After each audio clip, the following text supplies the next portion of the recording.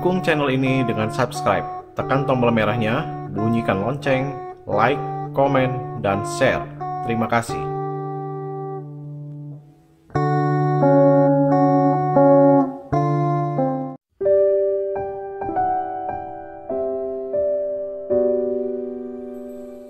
Dorothy Eady lahir tanggal 16 Januari 1904 di Blackheath, dekat kota London. Seperti anak-anak pada umumnya, dia senang lari-lari dan bermain. Tapi malang, waktu umur 3 tahun, dia jatuh dari tangga dan dinyatakan meninggal oleh dokter keluarga. 1 jam setelah dinyatakan meninggal, dokter datang lagi bersama seorang perawat untuk mempersiapkan urusan pemakaman. Betapa kagetnya sang dokter ketika melihat Dorothy sedang duduk di atas tempat tidurnya sambil bermain. Dorothy tampak sehat walafiat. Tidak lama setelah kejadian itu, Dorothy cerita kepada orang tuanya tentang mimpi yang dialaminya saat mati suri. Dalam mimpinya, dia tinggal di dalam bangunan besar dengan pilar-pilar yang tinggi menjulang. Bangunan megah itu dikelilingi taman yang penuh dengan berbagai jenis buah dan bunga yang indah. Cerita itu diabaikan oleh orang tuanya, dianggap sebagai bunga tidur belaka. 4 tahun berlalu, Dorothy tumbuh menjadi anak yang penuh rasa ingin tahu. Dia dibawa oleh orang tuanya ke British Museum agar pengetahuannya tentang dunia bertambah. Ketika mereka sampai di ruang Mesir, Dorothy tampak sangat terpesona. Dia memandangi semua benda artefak yang dipamerkan dan duduk lama dekat sebuah mumi yang tertutup kaca. Di antara mumi-mumi Mesir kuno, ada juga patung dewa-dewi Mesir. Tiba-tiba saja Dorothy lari ke arah patung-patung itu dan dengan semangat dia menciumi kaki-kaki mereka. Kemudian dia mulai menjerit keras dan mengucapkan kata-kata aneh yang tidak bisa dipahami oleh siapapun. Orang tuanya sampai harus membujuk-bujuk Dorothy agar dia mau pulang.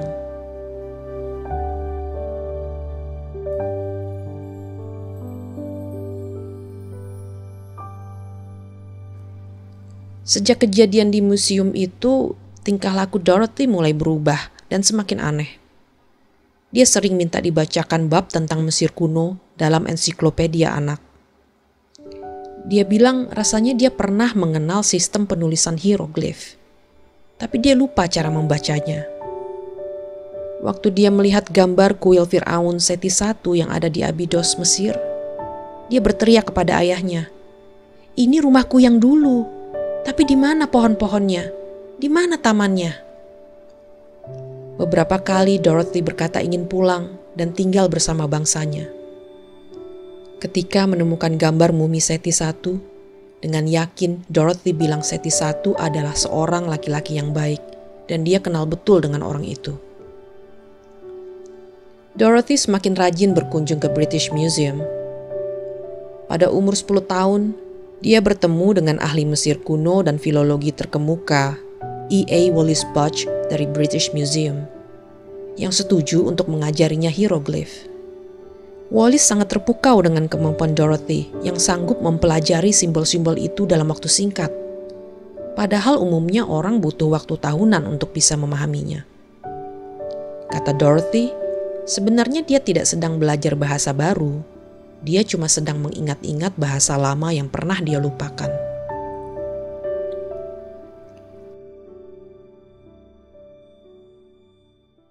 Setelah serangan bom dalam Perang Dunia I, Dorothy pindah dan tinggal bersama neneknya di Sussex. Di sana dia mulai mengalami mimpi-mimpi aneh lagi. Dalam mimpinya, dia bersama beberapa gadis Mesir sedang berbaring di atas tikar dalam sebuah ruangan yang besar. Kemudian seorang pria tua datang membawa lampu untuk mengecek kondisi mereka. Mimpi seperti itu terjadi berulang kali. Pada umur 14 tahun, dia bermimpi bertemu dengan Firaun Seti I. Dalam mimpinya yang lain, dia diinterogasi di sebuah ruangan bawah tanah oleh seorang pendeta yang kemudian memukulinya karena Dorothy menolak menjawab pertanyaan sang pendeta. Seiring berjalannya waktu, Ketertarikan dan kecintaan Dorothy pada Mesir semakin menjadi-jadi. Sampai-sampai dia bergabung dengan kelompok studi untuk belajar tentang reinkarnasi dan spiritualisme. Dia juga rajin menyambangi perpustakaan umum Eastbourne untuk membaca berbagai buku tentang Mesir kuno.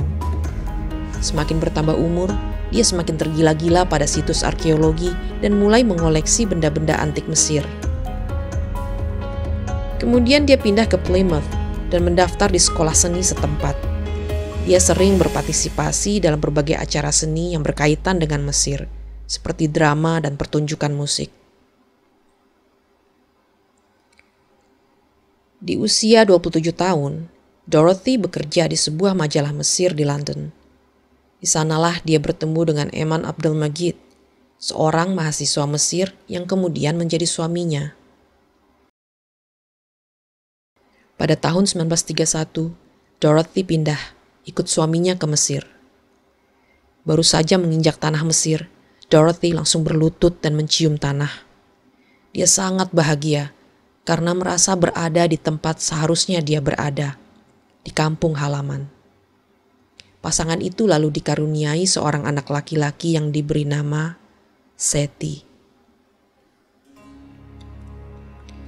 Menurut pengakuan Dorothy, sejak tinggal di Mesir, Seti I semakin sering mengunjunginya dalam mimpi. Dorothy juga sering terbangun tengah malam dan membuat catatan yang ditulis dalam bentuk hieroglif. Dia bercerita kepada suaminya bahwa roh bernama Hora datang dan mendiktekan kisah hidup Dorothy di masa lampau. Dorothy adalah reinkarnasi seorang gadis Mesir kuno yang bernama Bent Rashid. Ibunya seorang penjual sayur dan bapaknya seorang tentara. Bent Rashid hidup pada masa pemerintahan Seti I yang berkuasa tahun 1290 sampai 1279 sebelum Masehi. Waktu Bent Rashid berumur 3 tahun, ibunya meninggal, sehingga dia dikirim ke kuil untuk mengabdi. Di sana dia diangkat menjadi pendeta. Pada umur 12 tahun, dia mengambil sumpah untuk menjadi perawan kudus. Sumpah itu dilanggar ketika dia bertemu dengan Seti I beberapa tahun kemudian. Mereka saling jatuh cinta dan menjalin hubungan rahasia, sampai akhirnya Bent Rashid hamil. Sayangnya, kisah cinta mereka kandas. Bent Rashid diinterogasi oleh pendeta tertinggi di kuil dan dipukuli. Dia dianggap telah melakukan dosa besar terhadap Dewi Isis dan kehamilannya akan membawa banyak masalah bagi Firaun. Daripada harus menerima hukuman mati dan membuat malu kekasihnya, Bent Rashid memutuskan untuk bunuh diri. Sang Firaun yang sangat berduka karena ditinggal mati oleh kekasih gelapnya, bersumpah tidak akan pernah melupakan Bent Rashid sampai kapanpun. Mimpi-mimpi dan kelakuan Dorothy yang semakin aneh membuat suaminya takut. Rumah tangga mereka goyang dan akhirnya bercerai tahun 1936. Untuk memenuhi kebutuhan hidupnya, Dorothy mencari nafkah dengan menjadi asisten riset arkeologi. Dia bekerja untuk Selim Hasan, seorang arkeolog di Departemen Purbakala Mesir. Kemampuan bahasa Inggrisnya sebagai penutur asli sangat berguna bagi departemen dan dalam karirnya. Dia membuat banyak esai, menggambar, menyunting, serta menyusun indeks. Selim Hasan, dalam karya masterpiece-nya yang berjudul Penggalian Giza, menyebut nama Dorothy dan mengucapkan terima kasih atas bantuannya. Pada masa itu, Dorothy bertemu dengan banyak ahli Mesir kuno yang terpandang, dan mereka kerap berdiskusi atau bertukar informasi. Meskipun Dorothy mengklaim dirinya sebagai reinkarnasi kekasih gelap Firaun dan memuja dewa Osiris, kolega-koleganya tidak merasa terganggu atau menganggapnya gila. Bahkan pengetahuannya tentang peradaban kuno dan reruntuhan bangunan bersejarah sangat diapresiasi oleh mereka. Ingatannya tentang kehidupan masa lampau juga membantu dalam penemuan-penemuan penting. Setelah Selim Hasan meninggal, Dorothy bergabung dengan tim Profesor Ahmed Fakhri tahun 1951. Dia membantu Profesor Ahmed dalam eksplorasi situs Dashur. tahun 1952, untuk pertama kalinya, Dorothy mengunjungi Abydos. Di kuil yang dibangun oleh Seti I, Dorothy merasa semakin yakin bahwa dia memang pernah berada di sana dan pernah menjadi pendeta dalam kehidupan masa lampaunya. Dorothy akhirnya pindah ke Abydos tahun 1956 setelah memohon untuk ditempatkan di sana. Katanya, "Aku hanya punya satu tujuan dalam hidup, yaitu pergi ke Abydos, tinggal di Abydos, dan dikuburkan di Abydos." Dorothy membangun rumah dari batu bata lumpur dekat Pega, celah di pegunungan Abydos yang dipercaya sebagai jalur perlintasan para roh menuju kerajaan surga Dewa Osiris. Pada saat itulah Dorothy mulai dipanggil oleh warga setempat dengan sebutan Om Seti, yang artinya ibu dari Seti. Di Abydos, dia akrab dengan seorang ahli kimia industri sekaligus ahli Mesir kuno amatir bernama Hani El-Zaini. Kepada Hani, Dorothy sering curhat tentang kunjungan-kunjungan Firaun Seti I dalam mimpinya. Hani menjadi saksi atas pernyataan Om Seti tentang lokasi taman kuil dan menyaksikan sendiri penggalian tunggul pohon purbakala yang ada di taman itu. Informasi yang diberikan Om Seti ternyata juga sangat berperan dalam penemuan terowongan yang berada di bawah kuil. Dalam salah satu kunjungannya ke kuil, Inspektur Departemen Purbakala memutuskan untuk menguji lagi pengetahuan Om Seti. Om Seti diminta untuk berdiri di samping lukisan-lukisan dinding dalam kondisi gelap gulita dan disuruh mengidentifikasi lukisan-lukisan itu dengan menggunakan ingatannya dari masa lampau. Om Seti berhasil melakukan tugasnya tanpa melakukan kesalahan.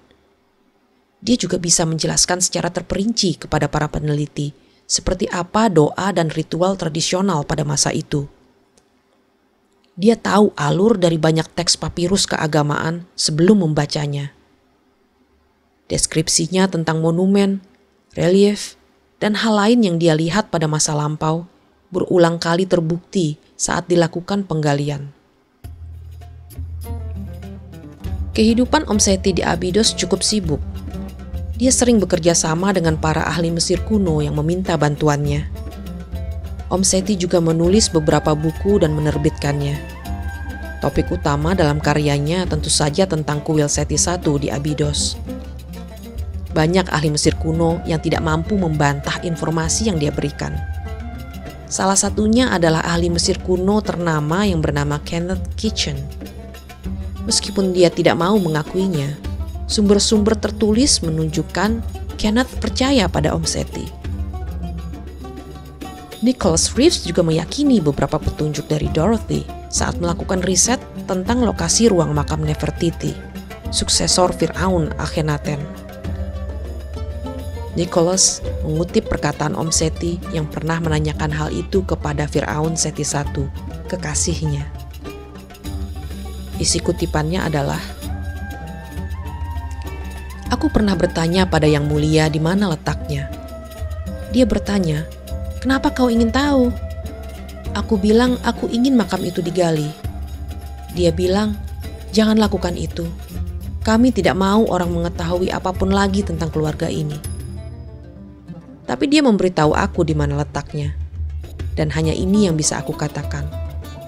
Makam itu ada di lembah para raja, cukup dekat dengan makam Tutankhamun. Tapi lokasi persisnya tidak akan pernah terpikirkan oleh siapapun." Meskipun dijadwalkan pensiun tahun 1964 di usianya yang ke-60, Om Seti tetap dipekerjakan sebagai staf sampai tahun 1969. Ketika dia benar-benar pensiun, dia tetap tinggal di Abydos, di mana dia menjadi sosok yang selalu dicari-cari oleh para arkeolog dan turis. Dia hidup dengan uang pensiun sebesar $30 per bulan.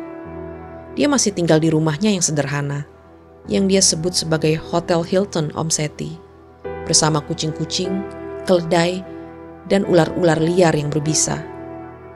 Untuk mendapatkan penghasilan tambahan, dia menjual sulaman tangannya yang bergambar dewa-dewi Mesir, pemandangan kuil Abydos, serta souvenir kartush khas Mesir.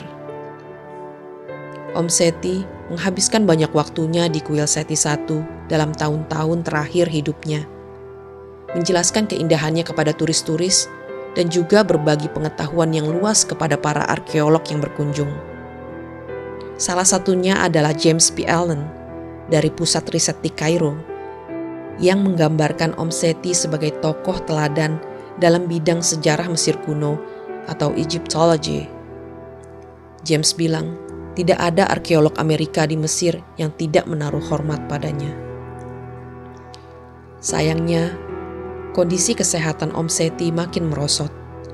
Seti, anaknya, yang saat itu bekerja di Kuwait, sangat khawatir, sehingga dia mengajak ibunya untuk tinggal bersamanya. Tapi Om Seti menolak. Om Seti sudah bertekad untuk mati dan dikubur di Abydos. Tanggal 21 April 1981, Dorothy Eddy alias Om Seti meninggal dunia. Sesuai dengan tradisi Mesir kuno, pada nisannya terpahat sosok Dewi Isis dengan sayapnya yang membentang.